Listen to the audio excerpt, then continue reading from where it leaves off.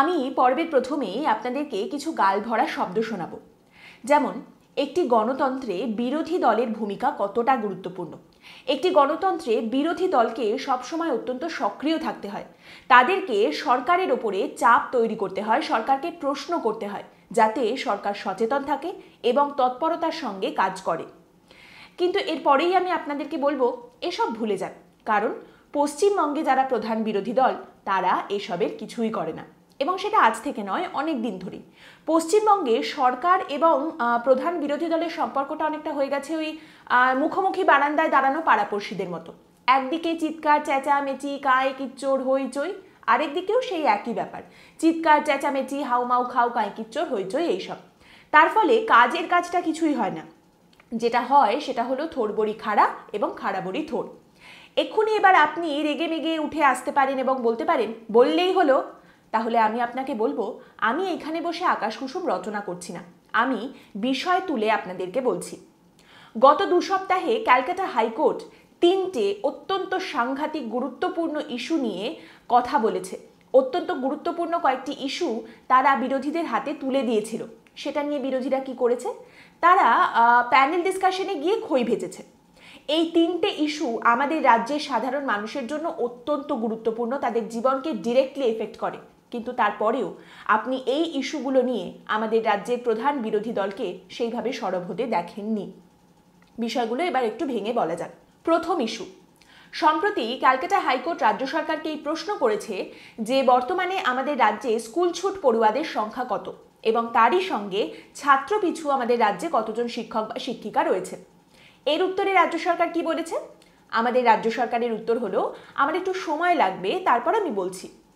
এই কথা শুনে আমাদের হাইকোর্টের মাননীয় বিচারপতি প্রশ্ন করেছেন, কেন সময় লাগবে কেন? তার মানে রাজ্য সরকার এতদিন কি তথ্য ছাড়া স্কুল চালাচ্ছিল? এইবারে এইখানে আরও একটা অভিযোগ তোলা হয়েছে যে আমাদের রাজ্যে রাজ্য সরকারের কাছে পর্যাপ্ত পরিমাণে শিক্ষক শিক্ষিকা নেই। আরও একবার বলি, আমাদের রাজ্যে রাজ্য সরকারের কাছে পর্যাপ্ত পরিমাণে শিক্ষক শিক্ষিকা নেই।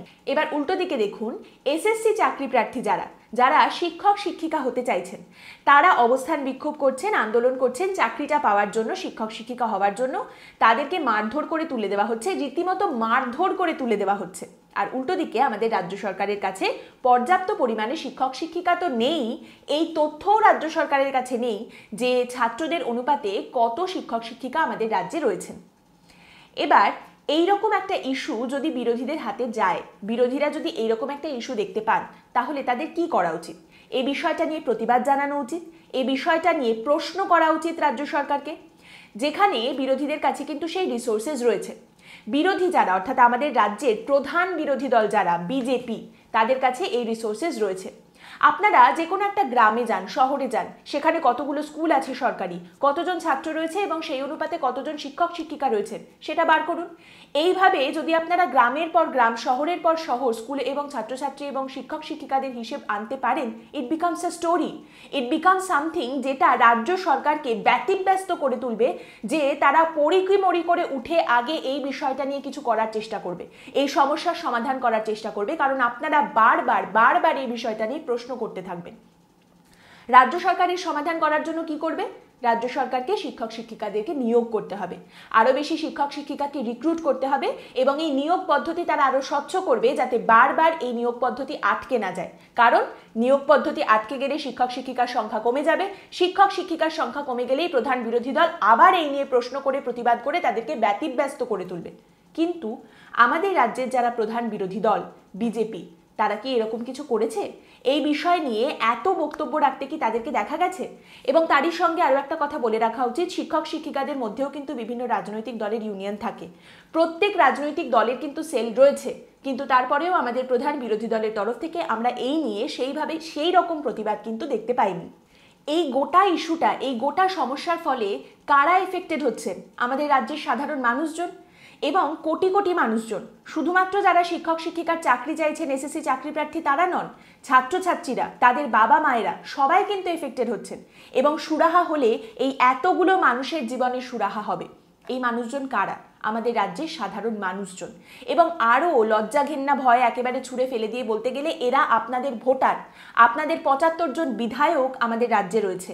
কোটি কোটি মানুষজন আপনাদেরকে ভোট দিয়েছে, এরাও আপনাদের ভোটার, তাহলে আপনারা এই বিষয়টা নিয়ে সরব হচ্ছেন না কেন? সেইভাবে আপনারা অন্য রাজ্যে তৃণমূল কি করছে সেই নিয়ে চর্চা করছেন। সেই অন্য রাজ্যে তো আরও দুটো রাজনৈতিক দল রয়েছে, কংগ্রেস রয়েছে, সিপিআইএম রয়েছে, পশ্চিমবঙ্গে তো প্রধান বিরোধী দল হিসেবে আপনারাই রয়েছেন, এবং আসনের নিরিখে আমাদের পশ্চিমবঙ্গে বিরোধী দল আর কেউ নেই, সবাই শূন্য, একমাত্র আপনারাই আছেন।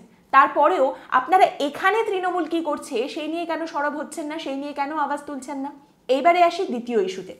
এই নিয়ে এর আগে আমরা পর্ব করেছি, আমরা কথা বলেছি।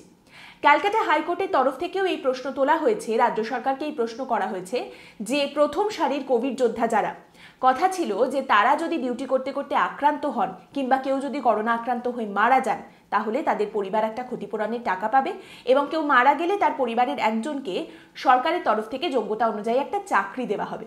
তাই কোর্টের তরফ থেকে প্রশ্ন করা হয়েছিল যে এই জিনিসটা হচ্ছে না কেন? রাজ্য সরকার ক্ষতিপূরণ দেব বলার পরেও সেই ক্ষতিপূরণ দিচ্ছে না কেন? যে চাকরি দেওয়ার কথা হয়েছিল সেই চাকরি দিচ্ছে না কেন? এই ইস্যুটাও পুরোটাই রাজ্যভিত্তিক, রাজ্যের বিষয়, এবং এখানে এই ইস্যু নিয়ে কারা প্রশ্ন তুলতে পারেন, কারা প্রতিবাদ করতে পারেন? প্রধান বিরোধী দল যারা, আসনের নিরিখে আমাদের পশ্চিমবঙ্গের প্রধান বিরোধী দল ভারতীয় জনতা পার্টি, তারা এটা করতে পারেন, এবং তারা এই প্রশ্নগুলো এইভাবে তুলছেন না। একটি রাজ্যের যারা শাসক দল, নির্বাচনী প্রচারের অঙ্গ হিসেবে তারা বলল যে প্রথম সারির কোভিড যোদ্ধাদেরকে ক্ষতিপূরণ দেওয়া হবে তারা যদি আক্রান্ত হন কিংবা যদি কেউ মারা যান। এই কথাটা বলা হলো প্রথম সারির কোভিড যোদ্ধাদের জন্য, এই প্রতিশ্রুতি দেওয়া হলো। যারা না থাকলে আমরা গত 1.5 বছর হয়তো সার্ভাইভও করতে পারতাম না, তারা বিপদের মুখে নেমে ঝুঁকি না নিলে আমরা হয়তো বাড়িতে বসেও থাকতে পারতাম না, কিন্তু তারপরেও সেই প্রতিশ্রুতি রাখা হচ্ছে না। তাহলে এই নিয়ে কারা প্রতিবাদ করতে পারেন, কারা প্রশ্ন তুলতে পারেন? প্রধান বিরোধী দল। আমাদের রাজ্যে অন্য সব বিরোধী দল আসনের নিরিখে শূন্য হয়ে গেছে, 75 জন বিধায়ক নিয়ে প্রধান বিরোধী দল হলো বিজেপি, এবং আপনাদের কাছে সেই রিসোর্সেস আছে। আপনারাই বলেছেন আপনাদের কথা অনুযায়ী যে আপনারা তিলকে তাল করে ফেলতে পারেন, আর এটা আমার কথা নয়। আমাদের দেশের স্বরাষ্ট্রমন্ত্রী এবং ভারতীয় জনতা পার্টির অন্যতম গুরুত্বপূর্ণ মুখ, তিনি এই কথাটা বলেছিলেন যে বিজেপির কাছে সেই মেশিনারি রয়েছে যে ছোট একটা বিষয়কে তারা বড় করে দিতে পারে। তাহলে এইটা তো অলরেডি একটা বড় ইস্যু, একটা জেনুইন প্রবলেম, এইটাকে আপনারা বড় করে মানুষের সামনে আনছেন না কেন? এবার এইখানে যদি আমাদের রাজ্যের প্রধান বিরোধী দল এইটা যুক্তি দেয় যে আমরা মিছিল করতে গেলেই তো শাসক দলের পুলিশ মেরে আমাদেরকে তুলে দেবে, এইটা কিন্তু খুব খারাপ একটা যুক্তি হলো। প্রথমত মিছিল করাই একমাত্র প্রতিবাদ করার উপায় নয়, খুব সাধারণভাবেও কিন্তু আপনারা প্রতিবাদ করতে পারেন, এবং তার ইন্টেন্সিটিটাও কিন্তু একই রকম হবে। মানে ধরুন আপনারা দুটো হিসেব কষুন, একদিকে দেখুন যে নির্বাচনী প্রচারের সময় বা নির্বাচনের পরে বিভিন্ন ক্লাবকে আমাদের রাজ্য সরকার কত টাকা অনুদান দিয়েছে, আরেকদিকে হিসেব করুন এই ক্ষতিপূরণের জন্য সরকারের কত টাকা খরচ হতো। সেখানেই দেখা যাবে যে এই অনুদানগুলো না দিলে এখানে ক্ষতিপূরণ দেওয়া যেত, অনেকগুলো পরিবারের সুরাহা হতো, কিন্তু তারপরেও রাজ্য সরকার সেটা করেনি। এই দুটো হিসেবে ট্যালি করুন, এইগুলোকে মানুষের সামনে আনুন, এই নিয়ে আরও বেশি করে কথা তুলুন, প্রশ্ন করুন, প্রতিবাদ করুন, তবে তো সরকারের উপর চাপ পড়বে, তবে তো সরকার তৎপর হয়ে এই কাজগুলো করার জন্য এগোবে। কিন্তু সেটা না করে এই ইস্যুগুলো নিয়ে আপনারা কি করছেন? প্যানেল ডিসকাশন করছেন। প্যানেল ডিসকাশন করে সত্যিই কি লাভের লাভ কিছু হবে? এইভাবে প্রতিবাদ আমরা কেন আমাদের রাজ্যের প্রধান বিরোধী দলের তরফ থেকে দেখতে পাচ্ছি না?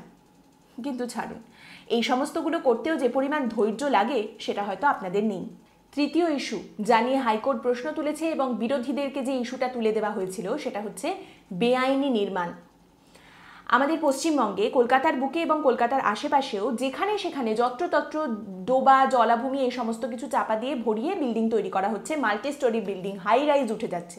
যেখানে সেখানে হাই রাইজ উঠছে, কি করে হচ্ছে? কার বদান্যতায়? স্থানীয় কাউন্সিলর বা এমএলএ তাদের ভালোবাসাতেই হচ্ছে, কারণ যারা তৈরি করছেন তারা ভগবান আপনার ভালো করুন বলে এই সমস্ত নেতা নেত্রী, এমএলএ, কাউন্সিলর এদের ফান্ডে টাকা পয়সা জমা দিচ্ছে। তার ফলে কি হচ্ছে? যে সমস্ত বিল্ডিংগুলো তৈরি হচ্ছে তার মেটেরিয়াল অত্যন্ত খারাপ, কারণ এই নেতামন্ত্রীদের দেখিয়ে দেওয়া দোকান থেকে চুন বালি সুরকি কিনতে হচ্ছে, এবং তারই সঙ্গে কিছু কিছু জায়গায় ইললিগালি নির্মাণ হচ্ছে, মানে যেখানে বিল্ডিং হওয়ার কথাই নয় সেখানে বিল্ডিং উঠে পড়ছে, এবং ফাইনালি ঘুষিটা এসে পড়ছে সাধারণ মানুষের নাকে। তার কারণ কি? একজন মানুষ তার সারা জীবনের জমাপুঞ্জি দিয়ে একটা বাড়ি কিনলেন, একটা ফ্ল্যাট কিনলেন, কিছুদিন পরেই দেখা যাচ্ছে মেটেরিয়াল এত খারাপ, দেওয়ালে ফাটল ধরছে, কিংবা বৃষ্টি হলেই জল জমে যাচ্ছে, জল বাড়ির মধ্যে ঢুকে আসছে, বৃষ্টি হলেই ছাদ হয়ে যাচ্ছে শাওয়ার, এই সমস্ত তাদেরকে ভোগ করতে হচ্ছে। অথবা তারা জানতে পারছেন বাড়িটারি কেনার পরে যে এটা একটা ইললিগাল জমিতে কনস্ট্রাকশন হয়েছে, এই নিয়ে কেস চলছে যে কোনোদিন এই বাড়ি ভেঙেও দেওয়া হতে পারে। এই সমস্ত কাণ্ড কারখানা চলছে। এইবার একটা স্পেসিফিক জায়গার নাম উঠে এসেছে যেখান থেকে এই সমস্ত প্রশ্নের উৎপত্তি। জানা যাচ্ছে বিধাননগরে সরকারি জমির উপর বেআইনি নির্মাণ তো চলছেই, কিন্তু তারই সঙ্গে এই সমস্ত বেআইনি নির্মাণের যে সমস্ত আবাসন তৈরি করা হচ্ছে তার যেভাবে বিজ্ঞাপন দেওয়া হচ্ছে সেটা দেখে রীতিমতো বিস্ময় প্রকাশ করেছেন আদালতের বিচারপতিরা। তারা কলকাতা পুরসভাকে জানিয়েছেন যে এই বেআইনি নির্মাণ আটকানোর জন্য পুরসভার তরফ থেকে কি কি পদক্ষেপ নেওয়া হয়েছে সেটা হলফনামার আকারে কোর্টকে জানাতে হবে। কোর্টের নির্দেশ কতগুলি জলাভূমি বুঝিয়ে এই নির্মাণ করা হয়েছে এবং এই নির্মাণ আটকানোর জন্য কলকাতা পুরসভা কি কি পদক্ষেপ নিয়েছে সেইটা কোর্টকে জানাতে হবে। বিধাননগরের বিধায়ককে সুজিত বোস, তৃণমূলের সুজিত বোস, যিনি বর্তমানে আবার আমাদের রাজ্য সরকারের একজন মন্ত্রীও বটে। এই বিধাননগরে প্রধান বিরোধী দল অর্থাৎ বিজেপির তরফ থেকে নির্বাচনের সময় দাঁড় করানো হয়েছিল সব্যসাচী দত্তকে। নির্বাচন হয়ে গেছে, সুজিত বোস জিতেছেন, সব্যসাচী দত্ত সেখানে হেরে গেছেন, কিন্তু সব্যসাচী বাবু তো সেখানে দাঁড়িয়েছিলেন, তার এলাকা, তার কাছে তো এই খবর তথ্য আছে। তাহলে এই রকম একটা বড় বিষয় নিয়ে তিনি কেন সেখানে প্রশ্ন তুলছেন না? প্রধান বিরোধী দল বিজেপির কাছে আবেদন, আপনারা তাকে খুঁজে নিয়ে আসুন। নাকি তাকে খুঁজে পাওয়া যাচ্ছে না, নির্বাচন হয়ে যাওয়ার পরে তিনি ফোন ধরছেন না, মানে আবার তৃণমূলে ফিরে যাবেন সেই রকম কোনো প্ল্যান করছেন নাকি? তার মানে 200টা আসনের লক্ষ্যে আপনারা এই প্রধান বিরোধী দল তৈরি করেছেন। দেখুন, পশ্চিমবঙ্গে জেনুইন সমস্যা, জেনুইন ইস্যু হাজার একটা রয়েছে। আমাদের রাজ্য সরকার কতটা ইনএফিশিয়েন্ট সেই কথা আলাদা করে বলার দরকার হয় না, কিন্তু সমস্যা হলো এই ইস্যুগুলোকে সামনে নিয়ে আসার কেউ নেই। এবার আপনারা বলতেই পারেন, আপনি কিংবা অন্যান্য মিডিয়া কেন সামনে আনছে না? দেখুন, মিডিয়া তো প্রেস হয়ে প্রেস কনফারেন্স করতে পারবে না, আর তাছাড়া এই কাজটা করার জন্য নির্বাচিত প্রতিনিধিরা রয়েছেন, যাদেরকে ভোট দিয়ে প্রধান বিরোধী দল করা হয়েছে। তাদের এটাই কাজ, প্রশ্ন করা, সরকারকে চাপে রাখা, সরকারকে সচেতন করে রাখা, সরকারের উপর বারবার হ্যামার করা যাতে সরকার পদক্ষেপ নিতে বাধ্য হয়। তারা সেই কাজটা করছে না। আর তাছাড়া বিরোধী দল, প্রধান বিরোধী দল এবং তার নেতা নেত্রীরা যদি এই নিয়ে প্রশ্ন তোলেন, বারবার এই নিয়ে প্রতিবাদ করেন, কথা বলেন, তবে তো তথাকথিত ট্র্যাডিশনাল মিডিয়া সেগুলো দেখাবে। তা না করে তারা যদি সারাক্ষণ ওই কলতলার ঝগড়া করেন, ওই নেতা ওই বলেছেন, অমুক নেত্রী অমুক কাজটা করেছেন, দুধের গাই, ঘরের বাছুর, এইসব বলতে থাকেন, তাহলে মিডিয়াও সেগুলোই দেখাবে। আর তাছাড়া আমাদের প্রধান বিরোধী দলের যে সমস্ত নেতানেত্রীরা রয়েছেন তারা তো কেউ গ্ল্যাক্সো বেবি নন যে তাদেরকে চামচে করে খাবারটা মুখের মধ্যে ঢুকিয়ে দিতে হবে। তারা সবাই অত্যন্ত অভিজ্ঞ, 20 বছর 30 বছর কেউ কেউ রাজনীতিতে রয়েছেন, তারা ভালো করেই জানেন তাদের কাজটা কি, অথচ তারপরেও তারা এই কাজটা করছেন না। 75 জন বিধায়ক নিয়ে এই মুহূর্তে বিজেপি আমাদের রাজ্যের প্রধান বিরোধী দল, কোটি কোটি মানুষ তাদেরকে ভোট দিয়ে প্রধান বিরোধী দল করেছে, কিন্তু তারপরেও যে কাজটা তাদের, যেটা তাদের ডিউটি, সেটাই তারা ঠিক করে করছেন না। আপনাদের মধ্যে অনেকেই রয়েছেন যাদের এই ক্ষোভ রয়েছে যে আমাদের রাজ্য সরকার সঠিকভাবে কাজ করে না। অবশ্যই, একদম সত্যি কথা, তা না হলে এই ইস্যুগুলো আসতো কোথা থেকে? রাজ্য সরকার সঠিকভাবে কাজ করে না, এই ক্ষোভ থাকা উচিত, এই প্রশ্ন করা উচিত যে কেন রাজ্য সরকার কাজ করছে না। কিন্তু একই সঙ্গে এই প্রশ্নও করা উচিত যে আমাদের রাজ্যের প্রধান বিরোধী দল যারা, তাদের যেটা কাজ তারা কেন সেটা করছে না। এই ক্ষোভটাও থাকা উচিত যে আমরা কোটি কোটি ভোট দিয়ে যাদেরকে আমাদের রাজ্যের প্রধান বিরোধী দল বানিয়েছি তারা কেন নিজেদের কাজটা ঠিক করে করছে না। পশ্চিমবঙ্গের বিধানসভা নির্বাচনের ফলাফল বেরোনোর পরে, বিজেপি হেরে যাওয়ার পরে দিলীপ বাবু গালভরা একটি কথা বলেছিলেন। তিনি বলেছিলেন, এখানকার মানুষ আমাদেরকে দায়িত্বশীল বিরোধীর ভূমিকায় দেখতে চায়। তার মানে আপনারা জানেন এখানকার মানুষ আপনাদেরকে কিভাবে দেখতে চায়, তা সেটা আপনারা হবেন কবে? আজকের এই পর্ব সম্পর্কে আপনাদের মতামত কমেন্টের মাধ্যমে আমাদেরকে অবশ্যই জানাবেন। পরের দিন দেখা হবে অন্য একটি বিষয় নিয়ে আলোচনায়। আর হ্যাঁ, ইউটিউবে আমাদের জয়েন বাটন রয়েছে এখন। এই বাটনটিতে ক্লিক করে আর্থিক সাহায্যের মাধ্যমে আপনারা আমাদের পাশে এসে দাঁড়াতে পারেন, আমাদের চ্যানেলের মেম্বার হতে পারেন। আমরা আপনাদের সকলের প্রতি কৃতজ্ঞ আমাদের পাশে থাকার জন্য, এতদিন ধরে আমাদের পর্বগুলি দেখার জন্য। ভালো থাকবেন।